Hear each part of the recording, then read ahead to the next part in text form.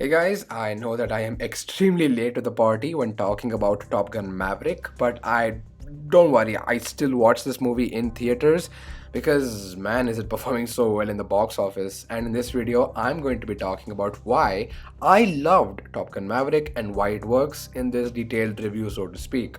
The opening sequence pays homage to the original Top Gun movie, where we see the landing and boarding of planes on deck with gorgeous cinematography and the song Danger Zone playing to accompany the beautiful visuals. It's a great way to start the movie, to set the tone, and also showing the love for the original. We are introduced to our protagonist Maverick, who has an excellent character introduction. When Maverick is faced with the problem of his program being shut down by Admiral Kane, he decides to risk it and to prove to the Admiral that by flying past Mach 10, his project deserves to be funded. Here, through choice and action, we learn a lot about Mav and how determined he is, and how he's willing to break the rules in order to act on what he believes is right. But we also figure out how little Maverick cares about his life, as he is willing to go way past the limit. We hear Maverick say, "Talk to me, Goose." This introduces Mav's internal conflict throughout the film beautifully, and it only progresses throughout the movie. Admiral Kane reminds Maverick that he is getting old and will eventually be replaced, as there are next gen fighter planes coming up that won't require pilots riding it. This sets up the external conflict of the film and poses the philosophical question of is it the plane or is it the pilot? And this question is not only asked but challenged. Plus, I also love a film that acknowledges that Tom Cruise is aging and beautifully weaves that into the story. Maverick is then called back to Top Gun and is assigned to mentor some of the best pilots to pull off an extremely dangerous mission.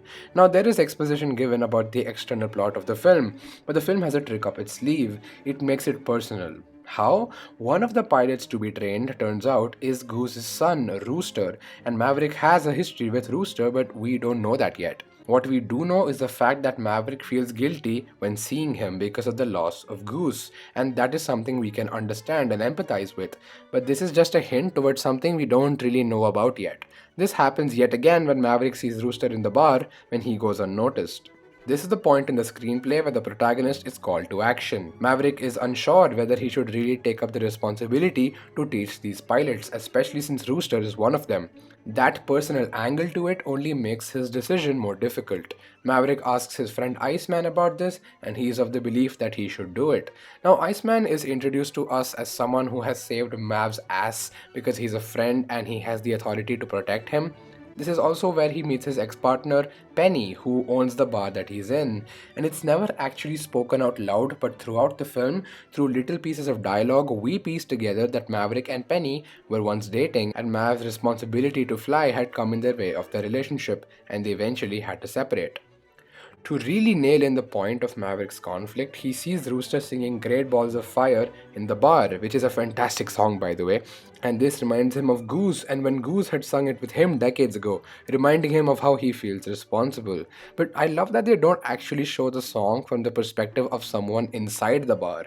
I'd seen the YouTube video of the song earlier, and I was a little surprised upon knowing that they don't actually use that version in the movie. But I think this was a great creative choice because our perspective is that of Mavericks. The point of the scene isn't just to show how much fun everyone is having inside the bar, the main focus is to emphasize Maverick's trauma and how it gets triggered, and seeing Penny realize that Mav is hurting also adds emotional weight to the scene. Now, when Maverick eventually decides to accept his call to train the pilots, this scene is a callback to the original Top Gun. In the first film, Maverick flirts with a woman Charlotte he meets in a bar, and later on he realizes that she's a contractor at Top Gun. Similarly, his soon-to-be students throw Maverick out of the bar and eventually come to realize that he is their mentor. As he instructs the students about the mission, there is a subtextual layer to it.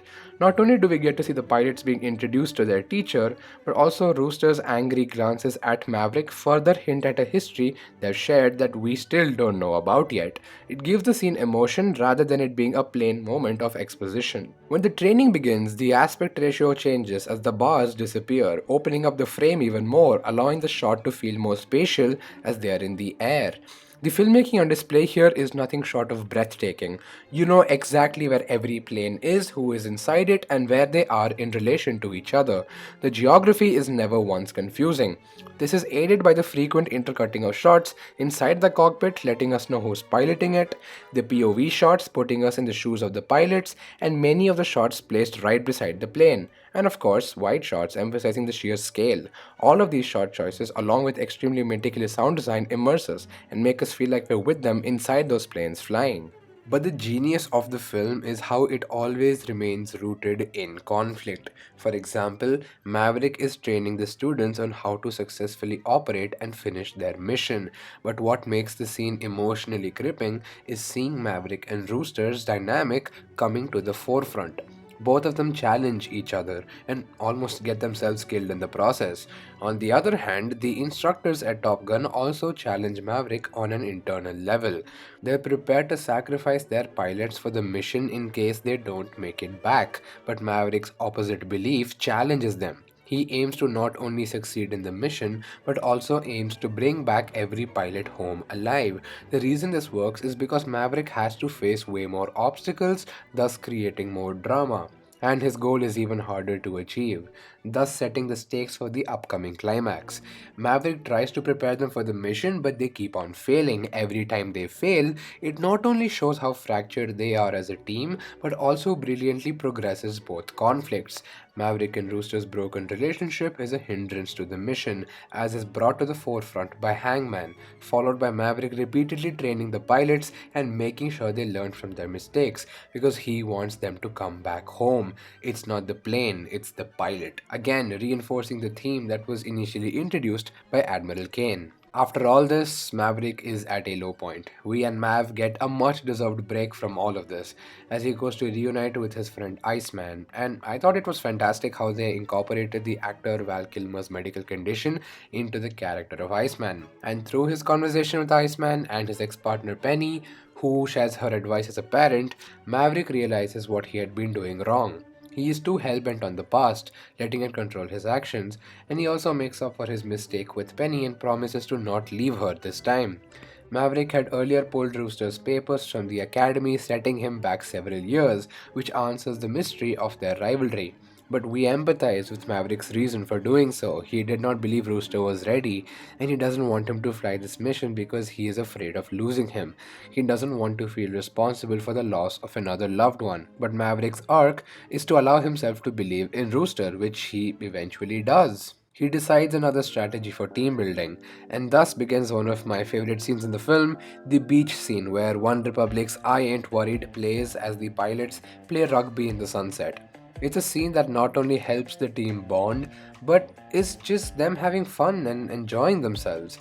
After this, the plot sets right back into gear. The stakes are introduced, and the pilots and we, the audience, are given information on how the plan should go. But Maverick is faced with yet another challenge, Iceman's death. Now, not only has he lost his friend, but he had lost someone who had always protected him. Maverick loses his position as trainer. He is confused and helpless. He has no one who has his back. He is on his own without Iceman, which is why he then steals an aircraft and flies the mission in the training rig to show the students and to show John Hamm's character that this mission indeed can be flown. This works because it shows that Maverick is an active protagonist, one who is willing to do whatever it takes to achieve his goal. Then, the third act of the film begins, and we are excited for it because it's been built up since the beginning of the movie. We know the characters, we know their conflicts, their training, what they're supposed to do, everything. Maverick's character arc leads him to believe in Rooster by appointing him as his wingman, also reminiscent of his father who was Maverick's wingman. This is how the relationship slowly starts to heal. When Maverick says, "Talk to me, Goose," it's obviously a callback to when he had said it earlier, but this time it carries a different meaning. Initially, when he said it, he meant it as a sign of still holding on to the past, but now he has grown and he has decided to let it go. Once they started the mission, I was on the edge of my seat. The stakes are set up as we see the missiles that they have to pass by unnoticed. It reminds us of the threat they might have to face, and expectedly, the mission doesn't go exactly as planned. The pilots have to think quick on their feet. Rooster's insecurity gets the better of him, but upon remembering Maverick's word of advice of not thinking and just doing, and reminiscing over his dad, gives him the strength necessary to complete the mission. The rising and pounding score only adds to the feeling of tension and claustrophobia. They enter a dogfight where they have to survive an ambush from 5th gen fighter planes, which was set up by Admiral Kane.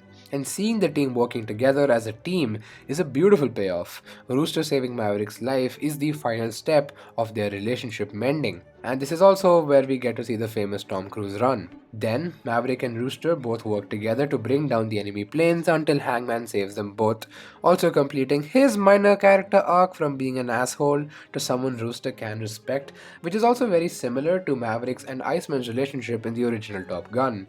Maverick and Rooster hug each other, solidifying their relationship that is now on solid ground. Top Gun Maverick is one of my favorite movies of the year, and watching it in the cinema hall was one of the best cinematic experiences of my life. I am not exaggerating. The way the gorgeous visuals and sound went hand in hand with expertly crafted character writing and internal conflict makes this film a masterpiece. Seriously, never do we see the faces of the so called bad guys our characters are up against. The film miraculously works without a conventional antagonist because it makes up for the lack of it through constant obstacles and forces of antagonism that Maverick has to face, be it his internal or external trauma. These challenges progress his character and still give him an arc that I was emotionally invested in. It explores themes of forgiveness, letting go of the past, and man vs. machine. And also, since it is a Top Gun movie, the homoerotic undertones are obviously apparent. So, yeah, this is why I loved Top Gun Maverick and why I think it works. Thank you so much for watching. Please do let me know your thoughts on the movie. This is seriously one of the best films from the year, and it has gotten so much love from everyone, and it has made tons of money at the box office. I hope that the studios take the right notes from the success of this movie. Hopefully we get movies as good as this. So yeah, thank you for watching, and yeah, have a great day.